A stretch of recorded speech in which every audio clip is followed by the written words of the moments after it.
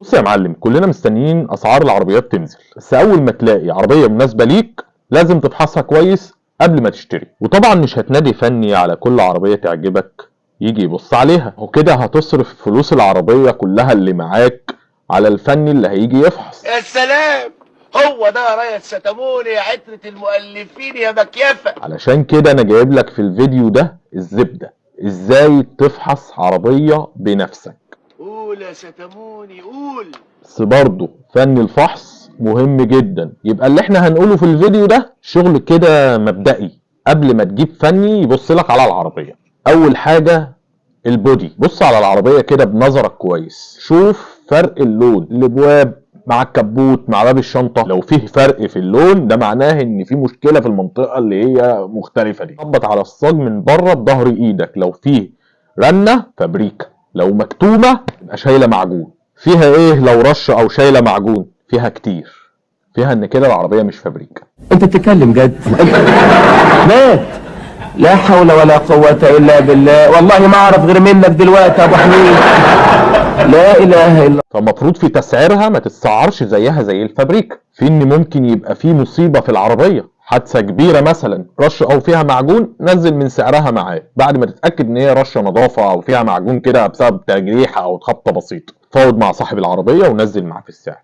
هتخش الصالون بتاع العربية وتشوف التكييف، جربه كويس، التكييف مش شغال ما يقولكش اصل عايز الشحن، مفيش الكلام ده. مش هصلح تكييفات، ما معيش فلوس. طب هنعمل ايه في الحر دي؟ هنعمل ايه في الحرارة دي؟ بسيطة، هناخدوا البوص خافض للحرارة.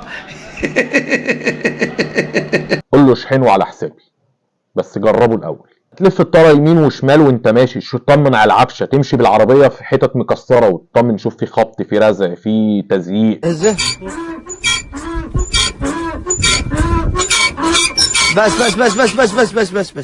بس عانها مساعد والله. اي والله. في ونه على السرعه، في رجرجه. افتح الكبوت كده والعربيه دايره، اسمع صوت الموتور كده، المفروض يبقى ناعم، يعني ما ينفعش صوت الموتور يبقى فيه خربطه او ترزيع. ما ينفعش برضو المكنه تبقى كلها كده غرقانه زيت وحالتها بالبلة. هترجع عند الشكمان والعربيه دايره وتخلي صاحب العربيه يزود لك بنزين.